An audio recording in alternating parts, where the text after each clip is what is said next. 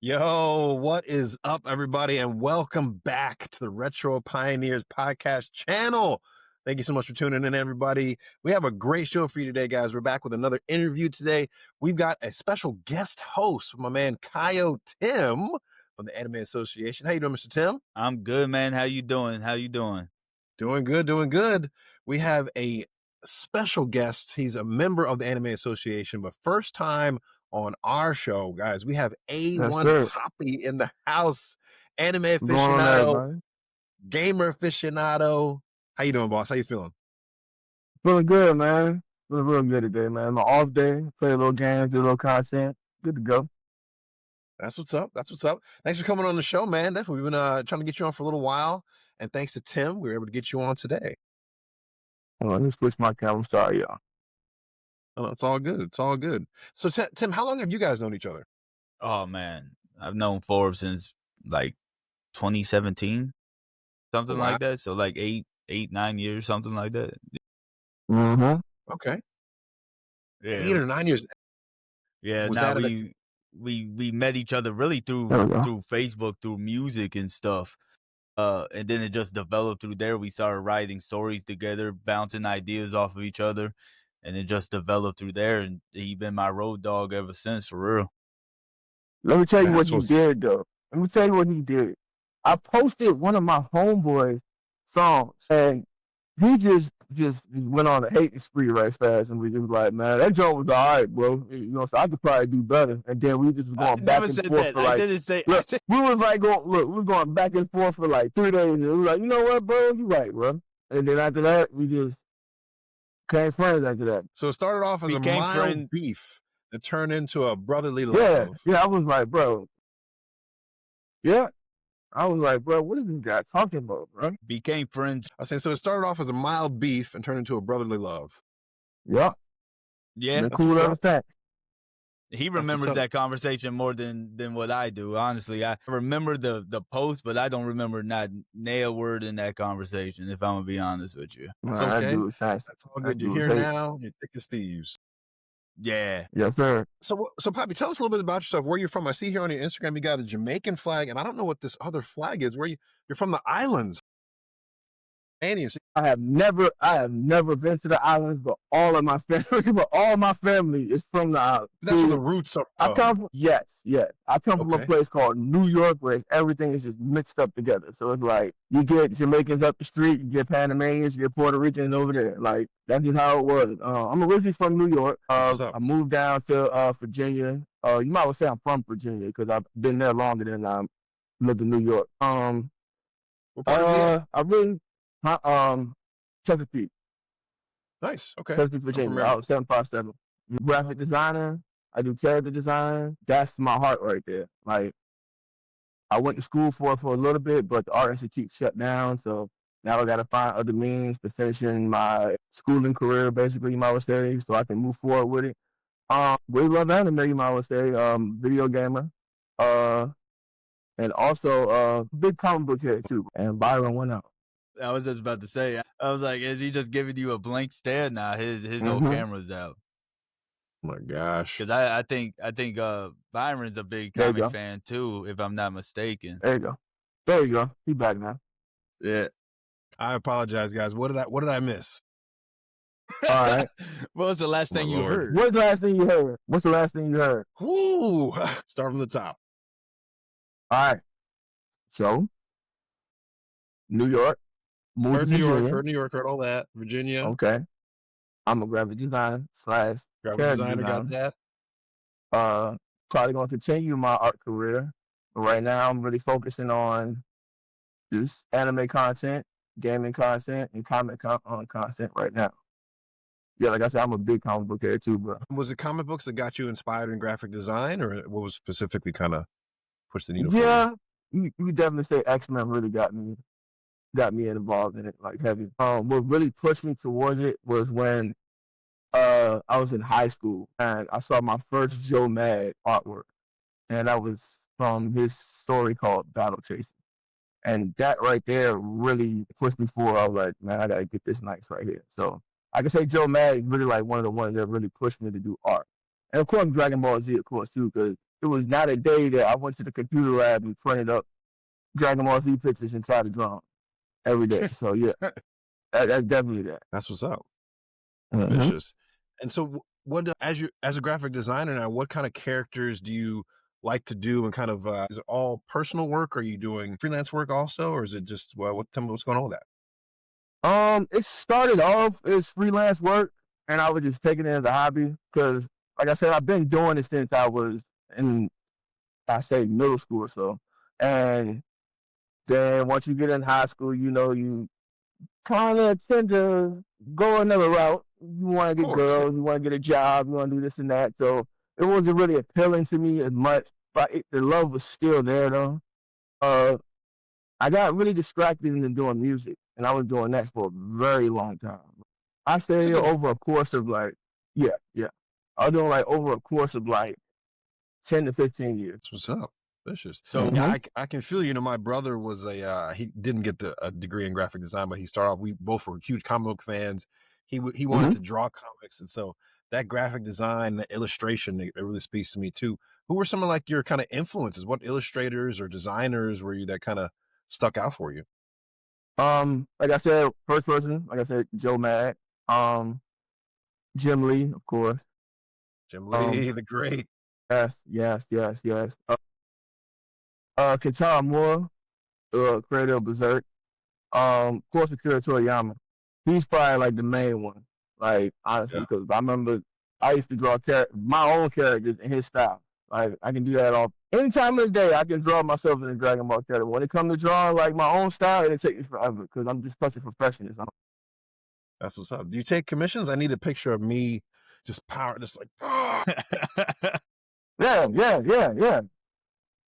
definitely. I haven't I kind of closed my commissions for a little bit because I was in school. Going through the whole school situation, as far as them shutting everything down, I'm not even gonna hold you. It kind of discouraged me a little bit. And I know some people say they can draw when they're sad type stuff. You know what I'm saying? But me, I have to be in a happy state to draw. If I'm not in a happy state, nothing's getting done. But when it comes down to drawing, though, what do you prefer? How do you prefer doing it? Traditional, like pen, paper, or digital? Which one do you prefer? Or is there something that gives a better feel or something? What are the advantages for whichever one you prefer? Well, in all honesty, I do both. The traditional really helps out to loosen up your muscles for real, get your memory retention and your muscles and everything for when you actually start drawing. I'll do a draft first, see where it goes. I'll do a couple thumbnails, and then I'll probably scan it and move it towards Photoshop or something. I got this right here. I don't know if you probably can see it. I have a big screen. It's a Huion. Nice. It's a huge 22-inch screen that I work off of. So when it comes to organizing and doing character design and everything, I would say digital is better. But for rough designs and doing stuff for comics and thumbnails and everything, I tend to move more towards traditional. That's what's up. Yes, sir. Delicious.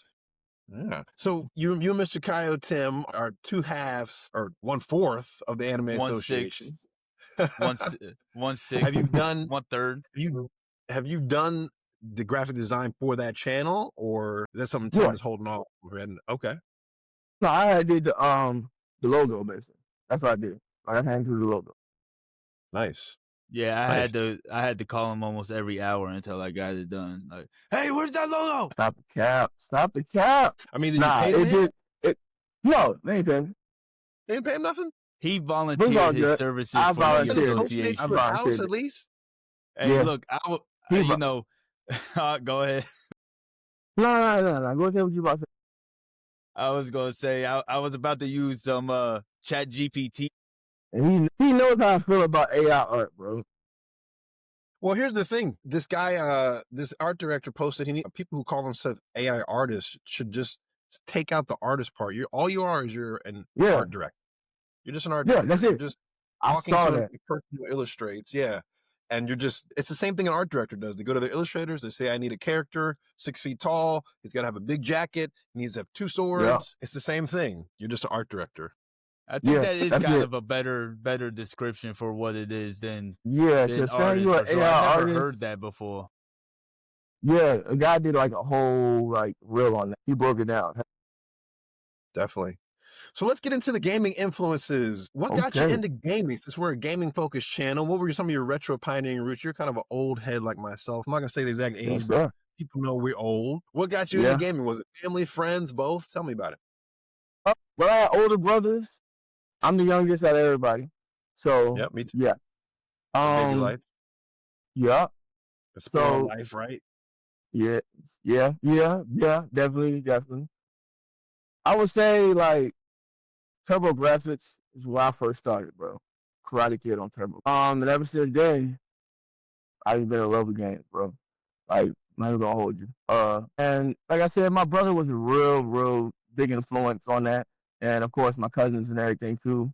And we always used to have tournaments coming over to the house all the time, bro. So yeah, definitely.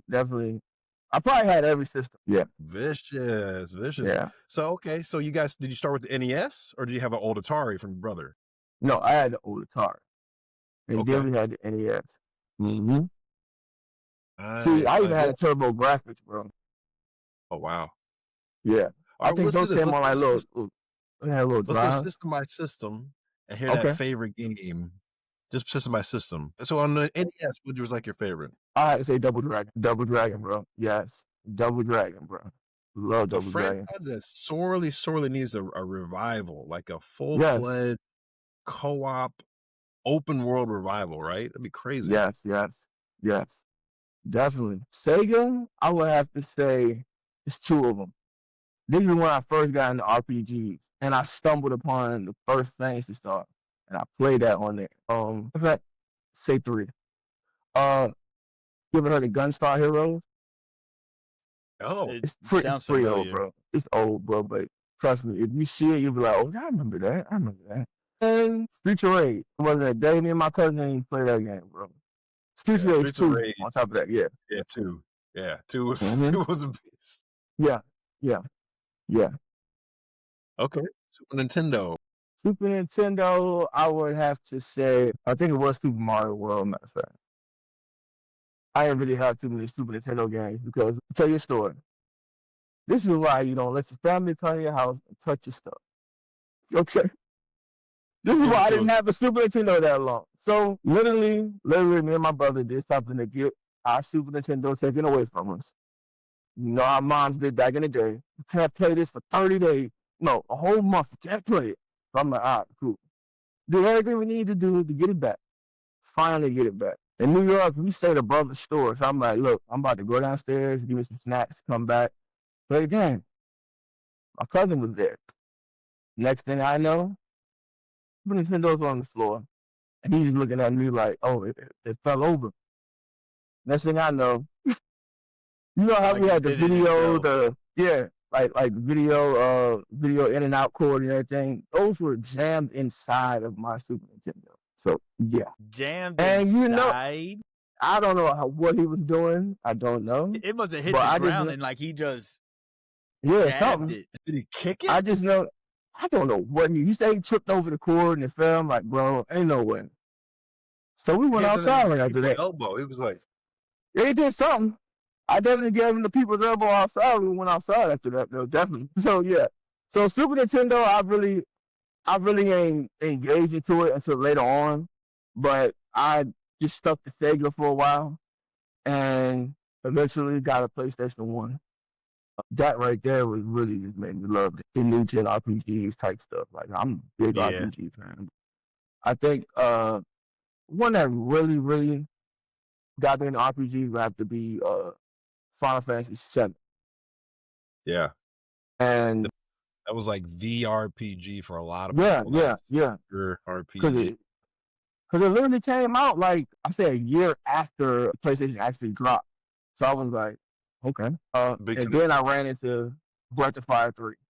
Now that is probably one of my all-time favorites on PlayStation.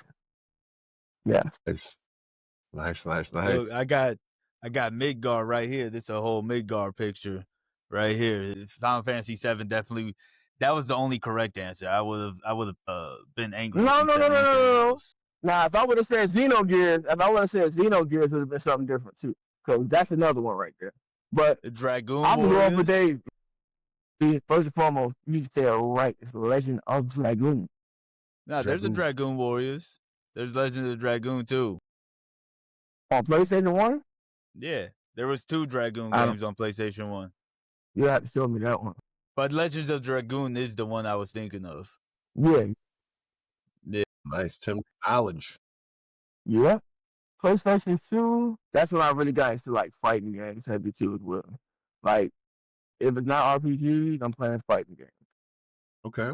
I would have to say Street Fighter Alpha 3 was a good one, and also Marvel's Capcom 2.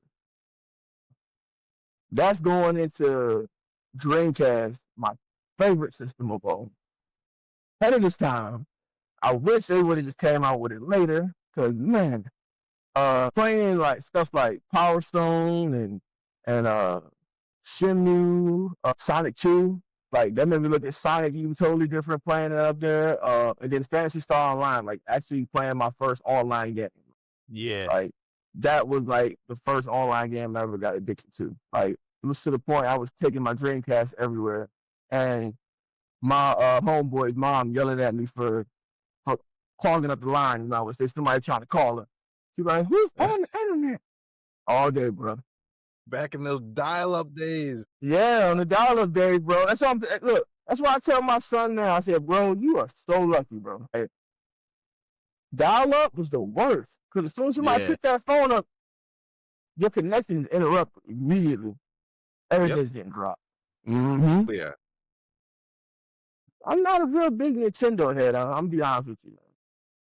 So N64, I kind of skipped over that. I probably had it. I probably owned the 64 for, I say, probably like 2 months or so, and I took it back. I don't know why I did.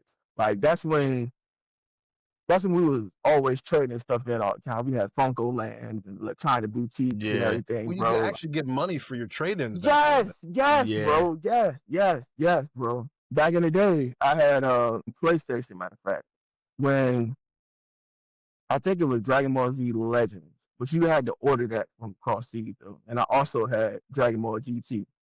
So I took my one of my best friends, he figured out like how to basically put the games on blank CDs, I would say. Like, because if you order a converter, it'll play the blank CD type stuff. So I was like, look, let's just go trade this in then, since we already got a copy of it. They gave me $180 or more, I think, for the Dragon Ball GT. Yeah. Do that today, you're lucky to get 20. Man, hey, bro, they give you $5. Yeah, that's 20. That was 20 was like the golden days when you could actually go and get 20 for a game that was like 2 years old.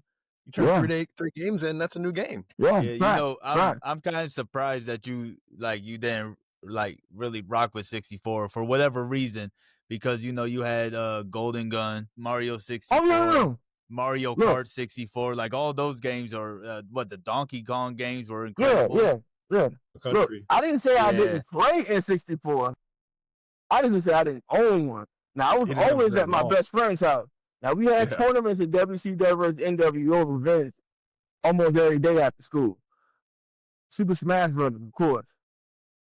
I tell anybody to this day, like I don't care how long I haven't played that game, bro. I'm still at the same skill level, bro. Like no matter what. Super Smash Brothers. And I've recently just proven that. Like some guys at my old job. Tournament ready? Yeah, always. Look, they he said tournament ready. Nah, man, you getting sweet, man. You that nice. Okay. See, look, I'll tell you this like this. The guy basically bought he bought his Switch to work. I said, bro, it don't matter if it's on the Switch, GameCube, 64, it don't matter, bro. So he was like, all right, man, I play this every day. And he showed me how many hours he had and everything. I'm like, man, I didn't come up to 6 not one time, bro. Not one time. Not one time. Yes, sir. That's pretty much what that is. Yeah. Because it's basically the same mechanics all the way through. So it's like, that's just like with Street Fighter as well. Like it's always something that they use from the old blueprint, that stuff in there that's gonna stick through all the mechanics through all the Street Fighter. So, yeah. 64. We're on PlayStation 4 now. On PlayStation 3. PlayStation 3. Yeah. See, I can't remember if I even owned a PlayStation 3. I think right then and there, that's when I had switched over to Xbox, and then I was the Xbox head for a very long time, all the way up to 360, I think. Yeah. So yeah, I think I skipped the PS3 and went over to the PS4 after that. Yeah. Xbox. What was that? I didn't even game know with the 3. Oh man, Xbox, of course, Halo, man. Like, of course, yeah. That made, bro. And then, like, you think that you would get, you know what I'm saying, you wouldn't get a tactical espionage game that's gonna be on the same par as Metal Gear. But then you get Splinter Cell, bro. Like, I was like, oh, when I first saw that, bro, in high school, I was like, oh man, bro, what? Like, yeah. Yeah, I got to co-sign that. Splinter Cell that game was like a breakthrough, like an epiphany for me. It was like, because I didn't play Metal Gear. And so for me, Splinter Cell blew my mind. Plus the online mode, that online Splinter Cell was so good. Spies versus Mercs. Yes, bro. Bro, crazy. Friday nights, pizza, friends, chilling, bro. That's all we was doing, bro. Y'all speaking a foreign language to me right now. Xbox was never my thing. My cousins did. I remember they used to have LAN parties, like 3 rooms full of people. They playing Halo, playing Halo, all day, bro. But I never got into any type of Xbox. Even when the 4 and like I guess like the Xbox, not 4, but the 5 and the Xbox X came out or whatever, I bought it because I couldn't get and I just never touched it. It was just sitting. It was just.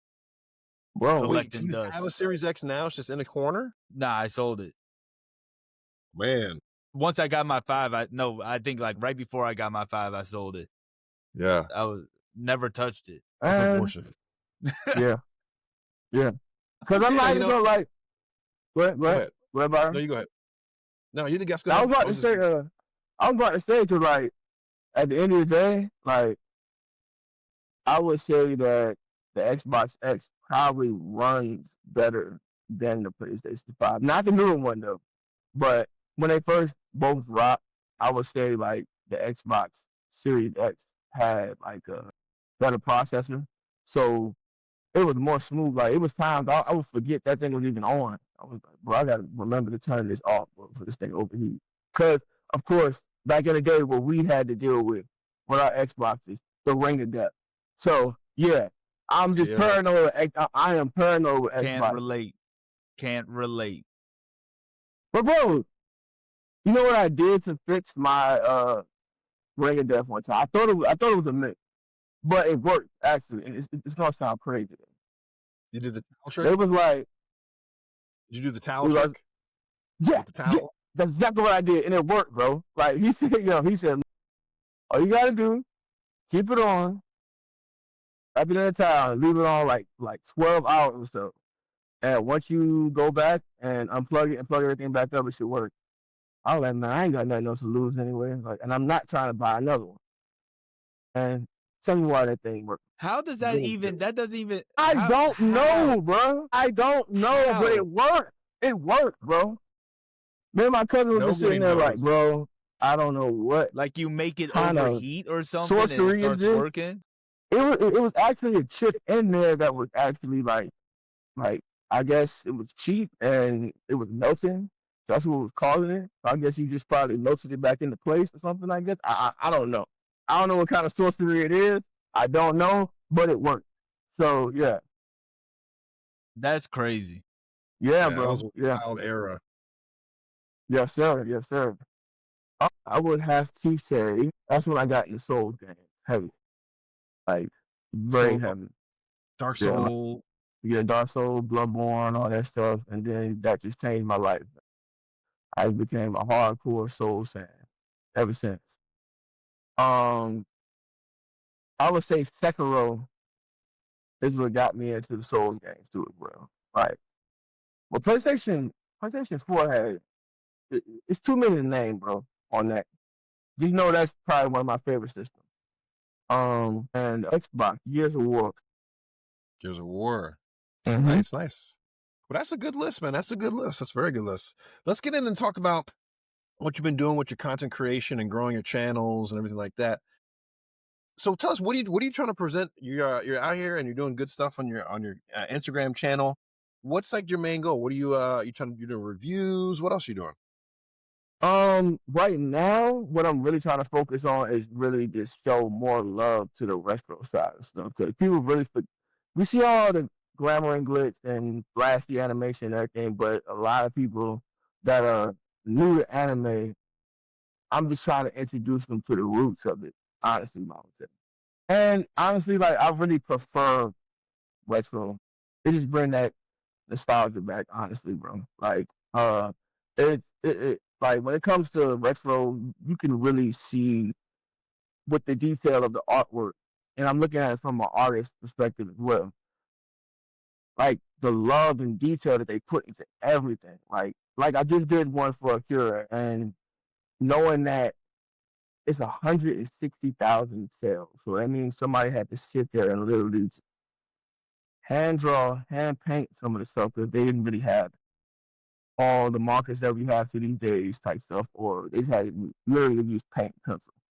Uh, and the dedication, and you see the result that we get from it. Fun versus new gen. Not saying nothing's wrong with new gens. I love new gen stuff, but it seems like the love is getting a little dull, a little bit. You might want to say, like it's getting more into cash grab more than anything. You're not really seeing too many complex stories like we used to see back in the day. Like, I tell Kim this all the time. My favorite anime of all time is Berserk. The amount of detail and love into that, like, this is what I really be expected to see from new stuff. You'll get it sometimes, but the way that a lot of like 90s and early 2000 animes were really written, like it was really story driven. Like you sometimes get some good art, but if the story was good, it kept me there, honestly. Now it's just like I said, flashy animation, dull characters, you know. But I'm also really trying to get into more gaming news as well too. Like just kind of mix everything together with that. And eventually I will start doing my art again, which is really coming up probably like next month or so. When I'm gonna start doing that, start streaming, like doing live of like my progress and stuff that I'm doing. That's what's up. That's it. You bring up a great point. I saw that Akira spot that you did.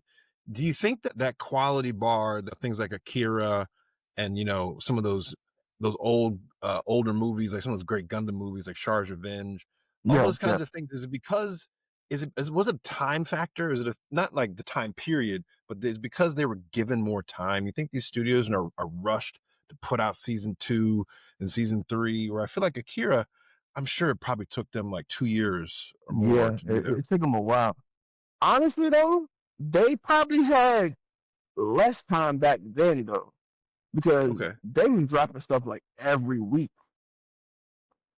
I know they still do it, though. Like, you know what I'm saying? They still do, but they didn't have as many things as, like, they do now. Like, you can literally go to, like, you know what I'm saying? Like, the more tools now. Showed you. Yeah. So, I'm pretty sure, feel like you like, see more repeated cells now, like more repeating frames, like in fights and stuff now compared to back in the 90s and 80s. You would actually see like drawn out choreography. Now it's just like the same 3 frames repeating for 30 seconds, and then you move on to something else. Except for Dragon Ball, we used to count the frames in that, right? Like, but that was his style though, of showing like how fast they were moving type stuff. Like they just repeat the frames back and forth type stuff. But I feel what you're saying though, definitely. Do you think also that the writers of some of those older projects that we love that are classics, do you think they had more to say? Akira is a statement about society and technology and classism. Do you think some of these writers today don't have as much to say, or what's going on there? I wouldn't say it's the writers per se. Japan is always somebody that's gonna be, no matter even if it is a story or not, there's gonna be somebody above you that's gonna be trying to govern that.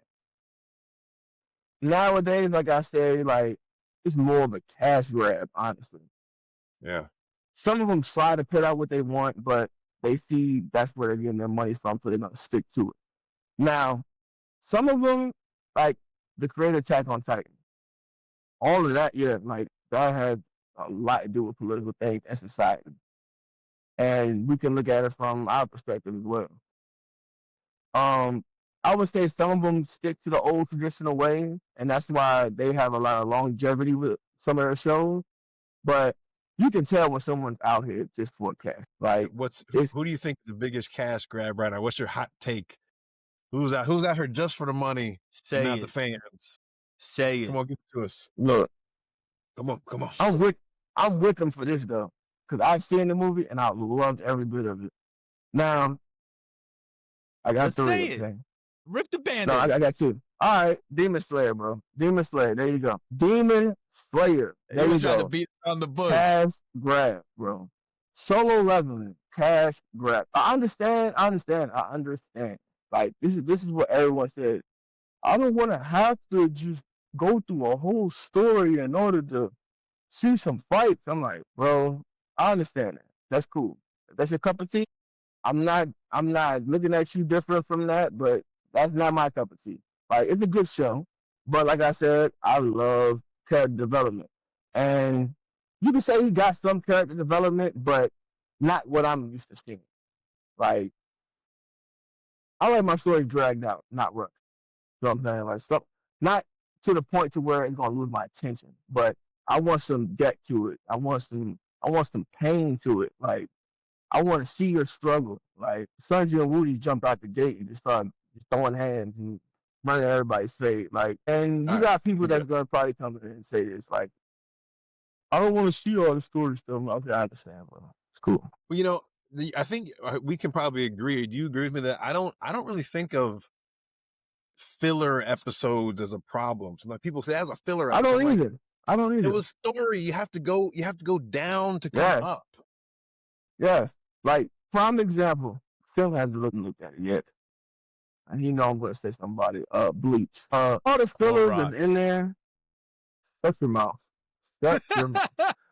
Bleach, for example, like the amount of fillers that they have, it all ties in at the end.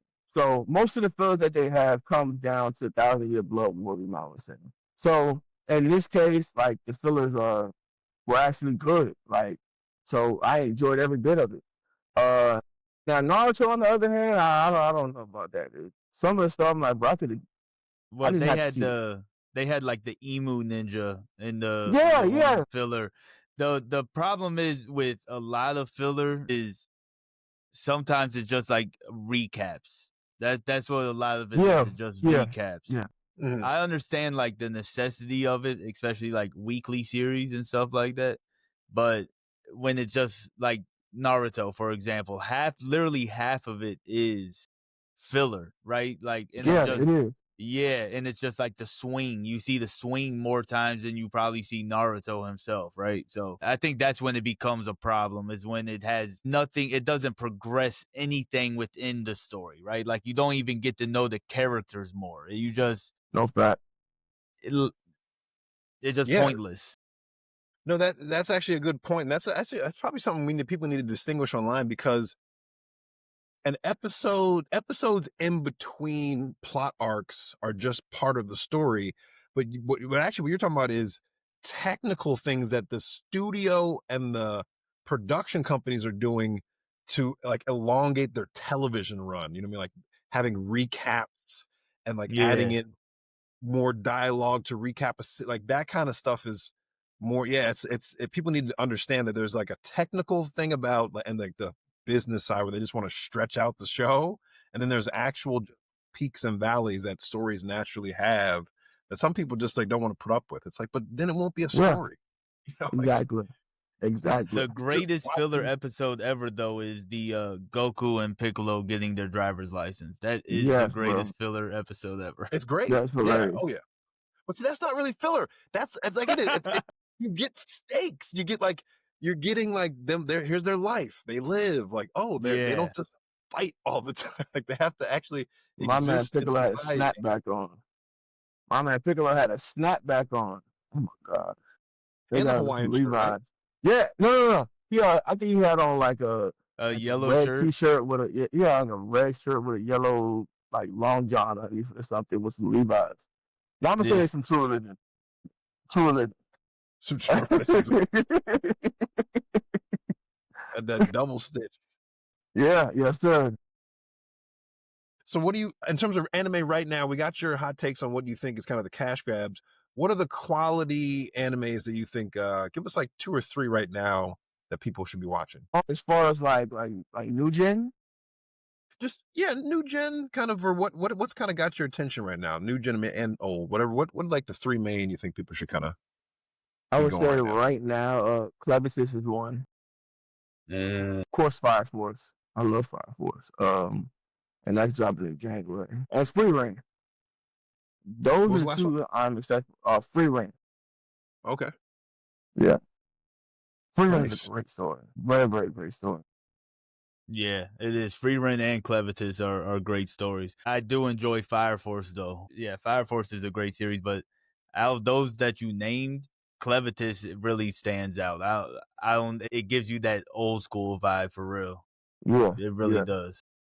I like dark anime. Yeah, same dark fantasies. Yeah, I'm a sucker for it. Yeah, nice. I'm not even familiar with Clevitus. Tell me what's the synopsis. Give me a quick rundown.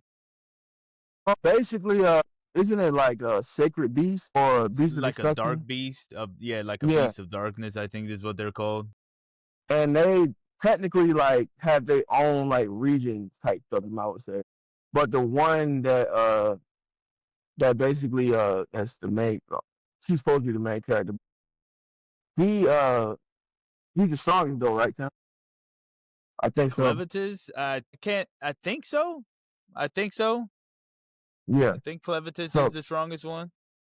So they're basically against humanity, and they basically had a contract saying like, you don't come in our region, we won't mess with you. But basically the Kings was like, nah, we need to take them out now. And they regretted it. So Clevitus came, destroyed the kingdom, and as he was destroying the kingdom, he ran into a new I guess one of the servants had a baby and was like, hey, you can do whatever you want to do with me, but please don't kill the new king that's supposed to be coming. And he was curious on like why he was really trying to understand like human nature, I would say. Because he's just cold. He was like, I don't care, I just do away with all of them because I feel like they're like filthy beast type stuff. Like, and he was like, you know what? I'm curious. So he started basically taking care of the kid, but he didn't know anything about the baby. Like it was to the point where the baby was crying. He was like, "How do I shut this thing up?" type stuff. So basically, the whole journey is him protecting the child, and he had some other people come along with him that he granted powers type stuff. And what was the name of the weapons, Tim? They're like they're not Grimgar. Yeah, Regalias. So it's like certain like legendary weapons that can go up against a demon god. So he granted one of the girls that, and she was the main protector of them basically, and because he had to revert himself down to like human form, so he can basically walk around. I was saying, it gets real dark very quick. Probably the first episode, it's like you like whoa, like man, yeah. Okay. I will say the one thing I'm happy about with the series is that they didn't turn the whole like strongest demon taking care of a baby into like some type of gag where the baby is like, you know, the demon is at the whim of the baby crying and they're like, oh, I don't know what to do. Like they didn't. And I was so happy they didn't do that because so many animes would have just I thought they were going to do that. Yeah. I really thought they were going to do that. I would have dropped it instantly. The demon personality, even though he's got this new baby there, they didn't soften him. Oh, yeah, he definitely does. Yeah, he definitely does. Into, you know, like the single dad who's like, oh no, where's my diaper? Yeah, that's the best. That's the best example for it. Is the single dad that doesn't know what to do with the baby, right? They didn't go that route with it, and I was like, oh yeah, nah, I'm happy about that one because especially nowadays, so many. They would have just gone down that route, right? Like instead of keeping the serious tone, they would have just gone like comedy with it or something. That's good. Yeah, when you can subvert up expectation and move away from classic tropes and things like that, it always makes the story much, much better. Definitely. Now, we got your kind of current animes you're into right now. What games are you playing currently? Right now, I am playing Shin Megami Tensei 3, and I'm almost through with that. But that's I would say that's a PlayStation. Yeah, that's 3, matter of fact. Yeah, it might be 2, matter of fact. Actually, yeah. I think I just did a remake and they just brought it back out. I would have to say Atlas is one of my favorite RPG company. So whenever they do a remake of a game, I like the whole Persona series. I love that. And I'm also playing Space Marines right now as well. Now when Ghost of Yote comes out, yeah, I think all that stuff might get pushed back though. Yeah. As this week, I'm hyped for that myself. Actually, I need to pre-order that like tonight, actually. Yes, sir. Well, I'm glad I reminded you there. That game it's getting great reviews too. They already dropped the Digital Foundry review of it. I'm like, golly. Yeah. That's I think it got like all things, matter of fact. Except for like on one magazine, but other than that though, yeah, it was all things across the board. Yeah, when they release when they release the reviews a week before, they're like, "This is fire. We want you to know it," because yeah, we get the reviews out there. We know it's good.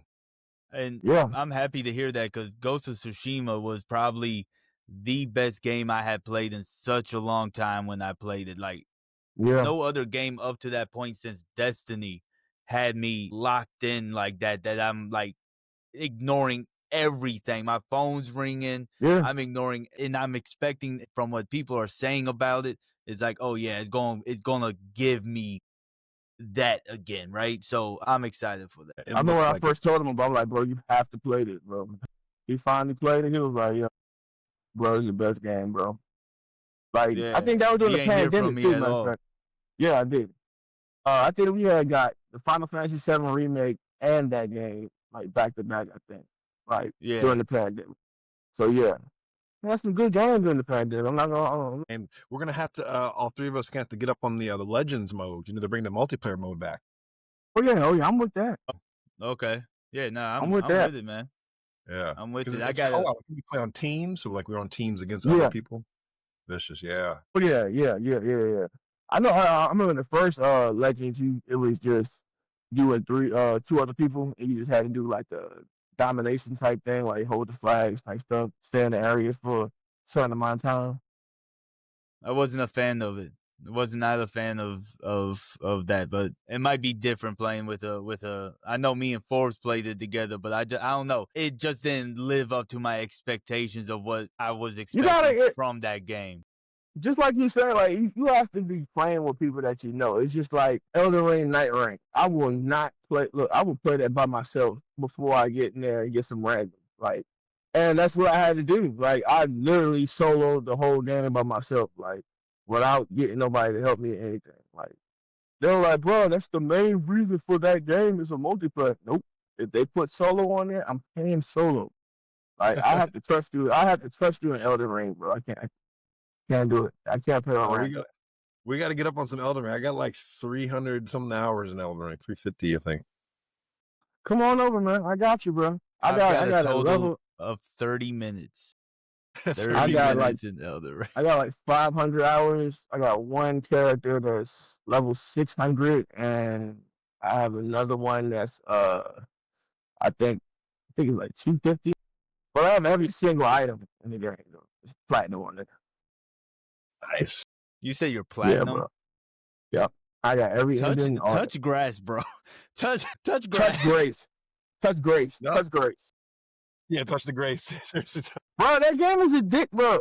Once you like understand the mechanics, bro, like and like know exactly what you're doing, bro, that game is addicting, bro. No matter how many times you play it, bro. I think I'm on a new game. I would probably have to say 4 right now, I think. Now, after you get past a certain amount of them, like, yeah, I'm not playing it no more. Even if I'm level 600, I'm still in the dog walk through the whole thing. Yeah. What gets harder every time you do a new game? Yeah. Mm-hmm. Okay. You get more tanky, more health. The health pools get larger and they hit harder. Yeah, I'll be honest with you, man. I play games to have fun and not stress out. It is fun. You're not stressing out, bro. Bro, you know how my blood pressure gets over. Your blood over pressure will everything. go up playing this game, of course. Yeah, you probably, bro. Yeah, you don't need to do it, bro. You probably wouldn't have PS5. Especially knowing Forbes, he'll call me and I'll go and I'll be frustrated and I'll tell him something and just be like, man, it sounds like a skill issue, and that's just gonna make me blow my lid on that one. It sounds like a personal problem to me. Yeah, exactly. I try to get him on Elden Ring so many times, but he still won't get on it. Well, let's get into the meat, a little meat here. Let's talk about that top 5 anime of all time. I want you to give me your top 5 anime of all time. Start with number 5 and work your way down to number 1. What you got for us? Number 5 will have to be Outlaw Star. Outlaw Star. Number 4 will have to be Bastard. I don't know if you ever heard of that before, but yeah, I grew up on that right there. It's called Bastard. What, the original one or the remake? No, the original one. That remake is crazy, bro. Like, it is crazy, but it's good though. It's good. It's good. Number 3 will have to be Dragon Ball Z. Okay. Number 2, Slayers. That's a real old one. And number 1 is Berserk. Berserk. Now tell us why. Why Berserk? What makes Berserk your number 1? Man. If I could show you my bookcase right now, it's in my room. Like, I'm starting to collect all the, I would say, the deluxe Dark Horse comics that they have. Like, so they do, like, I don't know how many volumes it is of it, but I got 8 of them so far.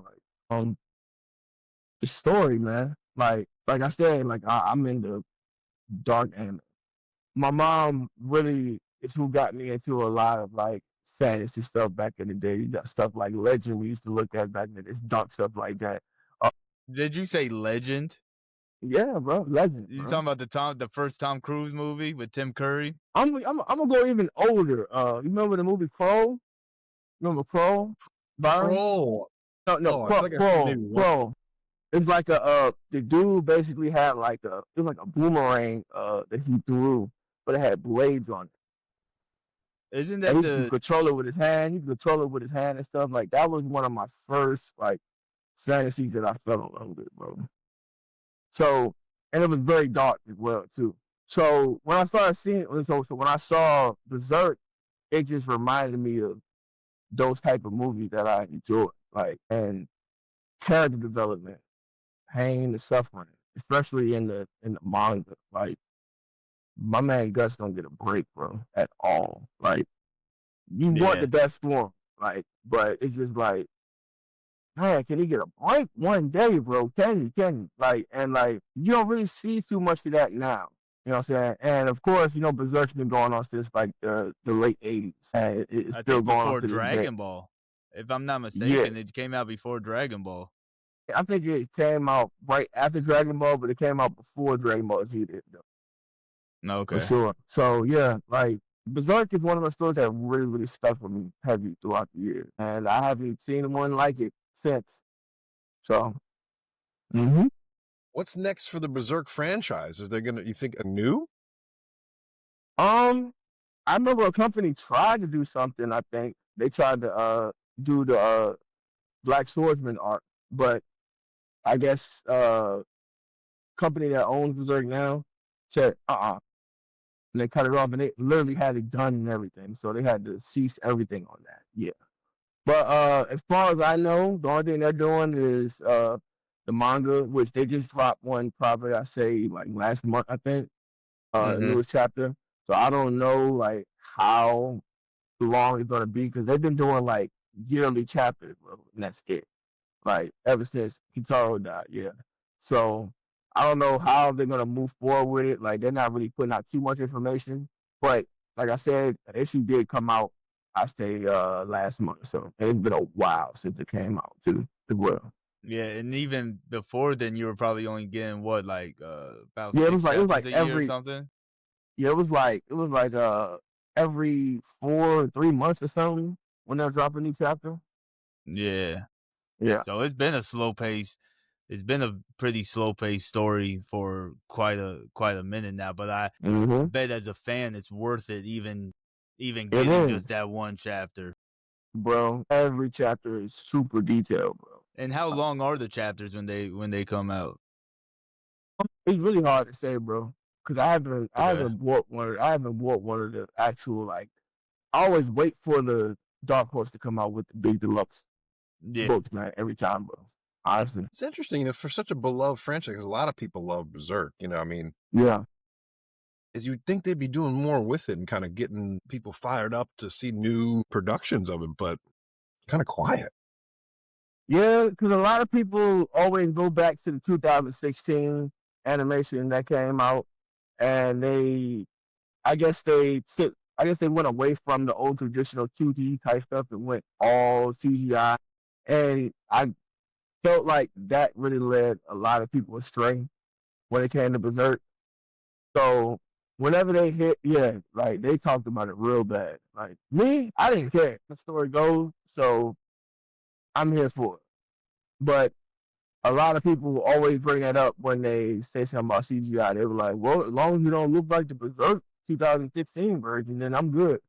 And that's why a lot of people hate CGI right now because of that. Because of Berserk 2016. I'll be honest, though. I think if they did bring it back, CG has gotten way better. It has gotten way better since 2016. I think they would find some type of way to actually have the Berserk style in CGI if they actually took their time. But they maybe not full CGI, but like enhance it with CGI. Yeah. I think they could bring it back, but it would have to. If they did bring it back, they would have to give it to like a Mappa, a Madhouse. But they did it with the movies, though. Like the 3 movies when they condensed the whole series together. It was a mixture of CGI and 2D. Now they did it like that. What they did, though, honestly. But it just didn't hit like the movies did, though. You didn't get that movie quality. Like, I feel like, you know what I'm saying? Like Tim said, like, I feel like if they did it now, yeah, it'll definitely hit different. Because, prime example of Bleach, like, that whole 1,000-Year Blood was a masterpiece, bro. Like, down to the artwork, animation, all that stuff. Like, I didn't see not one bad episode. And I tell you, there's some bad episodes in Bleach. But in 1,000-Year Blood War, I haven't. Shut your mouth, bro. You ain't seen nothing. You got it. But 1,000-Year Blood War, like, I haven't seen, like, down to the details. Like, it's just, I'm a detail guy, man. Like, I love details, especially when it comes to art. I will say, I think people aren't touching Berserk because the mangaka died. I think people aren't touching it out of respect at this point in time. I don't think anybody wants to mess it up, because messing it up while he's alive is one thing, but messing it up after death is like, bruh, we're never going to work with you ever again because of what you did to this. Like, that's career suicide, pretty much, messing up something like that.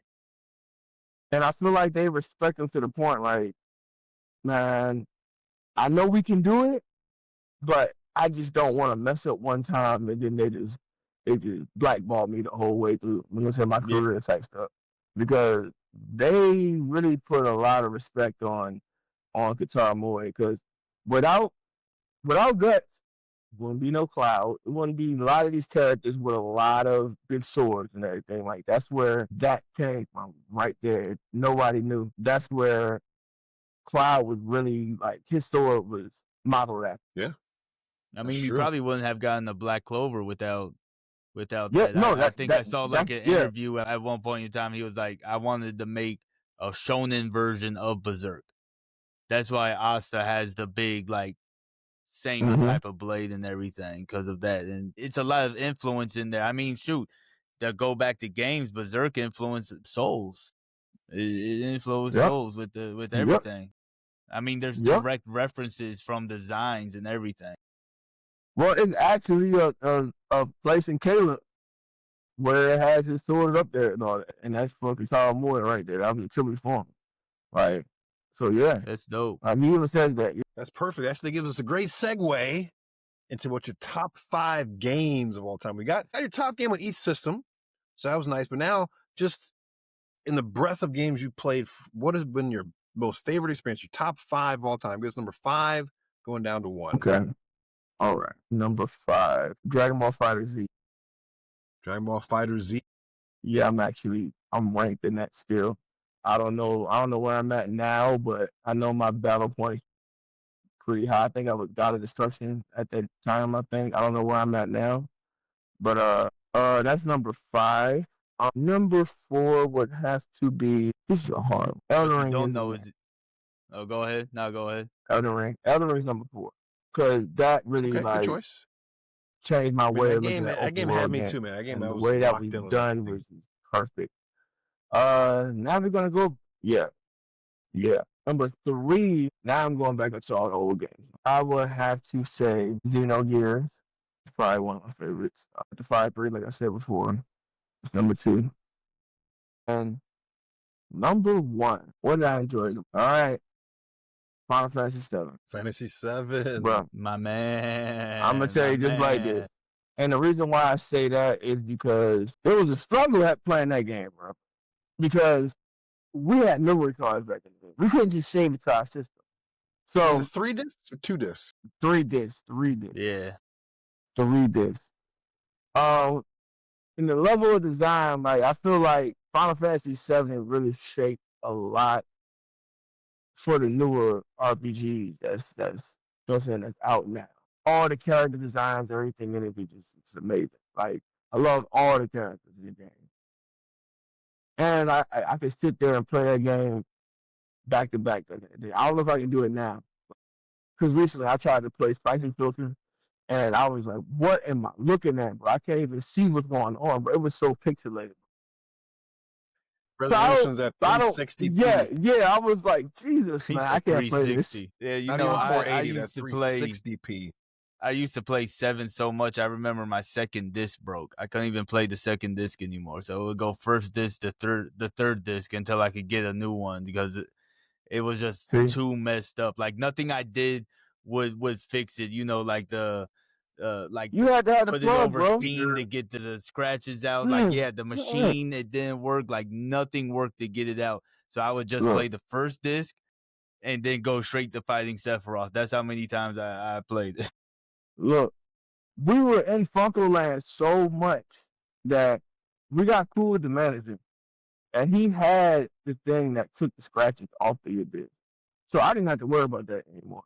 Like, whenever one of my discs didn't work, I didn't have to flip my PlayStation over upside down to get it to work like people used to do. Yeah, so I literally, struggle to live.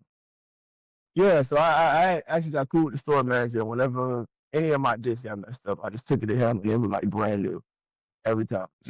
But trust and believe, I feel you on that, bro. Yeah. Honorable mention. What was honorable mention? Zone of the Enders too. Zone of the Enders. That whole series. It was a Konami game. In fact, see, I ain't hear that name in a while. Konami. Jesus Christ. Yeah, right. Yeah. It was a Konami game. The reason why I loved it so much is because the artwork, because Yoji Shinkawa was the same one that did all the Metal Gear Solid artwork and everything. He actually did the artwork on that. And this one really dealt with like space, and you know what I'm saying, it was dark as well back in the day. You know what I'm saying? So it was right in my alley. Like anything space, sci-fi, fantasy, that's all me, bro. I'm there for it, bro. Anything, bro. Bro, we been talking about this today. It's like I put Tim on this thing called Foundation. You heard that before? I just put my mom onto that. Just put my mom onto it today. I put it on for. I was like, "Oh, you'll like this one." Yeah. On Apple. Yeah. That's good. The sci-fi show. Yeah. No, we're on. Gosh, we haven't finished season 2. I gotta start season 3. I started season 3, but I think I only got like 2 episodes in, and then I forgot I even had Apple TV. Like I didn't know, like it literally says it in his name. It's a foundation. Like I didn't know, like George Lucas, and I can't take it, the creator of Doom. That's who they got all the inspiration from, was from Foundation, like all the Abrams books too. J.J. Abrams too with Star Trek. Yeah, it all comes from right it's literally in their name, Foundation, bro. So like This is up. Well, I got a question for you. One last question before we get out of here today. Okay. Since you are a graphic, what would be your dream franchise or project to work on as a designer, where you could design and work with characters and create characters? Who would be like your dream project? I would love to work for Atlas. I'm not gonna lie. Doing character design for them, like, I would love to do that, bro. I'm not even gonna lie. Like, 'cause I just love the whole aesthetics of them, like persona, the scale, all those type of stuff, like the anime feel. Of course, I love 3D RPGs, but that 2D RPG feel, like, I'm a bigger fan of that. Like, whenever I see a 2D RPG, I'm like, look, I'm on it. I have to play. And Nice. they always got good stories with them. So when it comes to like certain games, I look at first. Like, you guys, Tim, like, whenever we go to like a con or something, like, yo, I'm about to get the art book for this. I'm about to get the art book for that. So my art book collection is stacked. So I got like a whole bunch of games, like, for a whole bunch of game art books, I would say too. And that's where I really like use some reference for stuff too as well. Another company will have to probably be, I would say Square Enix, but I guess it would depend feel on the like project with that one. Huh? yeah. But I feel like Atlas or even Capcom. Like, Capcom is my favorite company. Like, I've been a Capcom fan for the longest. Like, so That's what's up. I feel like I would fit right in there. Well, those are great choices, man. I hope you get to work for one of those, get some work in for those eventually. That'd be a dream. Yes, sir. Yeah. But guys, that is going to do it for today's show, man. We had a blast bringing A1Popi in. Make sure you go and you follow him on all of his A1Popi and everything, right? So go to Instagram, go to TikTok, go to the Anime Association, subscribe to all that, guys. Follow Tim on all of his socials. Guys, you have anything you want to promote real quick you're doing with Anime Association before we get out of here? We just got daily drops, whether it's discussions, recommendations, some more stuff in the works as well. We also have our Friday drops. Just stay tuned for real, because we're restructuring and we're really about to start getting busy with it. So, nice. Come to the Anime Association. Yeah, come to the Anime Association. That's the place to be to get all of your anime, manga, and everything else related to it needs right there. Every Thursday, me and Senpai Silva, we do live readings for Ichi the Witch. We just got a lot of stuff going on, and we're about to really create the community that the community deserves. There you go. That's what's up. You guys are doing big things over there. Let me know when you guys are going to start streaming some games. I'm going to get down and we can stream some games too. Oh, yeah, definitely. Guys, that's the Retro Pioneers podcast for today. You got A1Popi, Kaio Tim. Don't forget to like and subscribe. Tune in next week for more Four Dudes banter and another interview. Peace. Yo, peace. Yes, sir.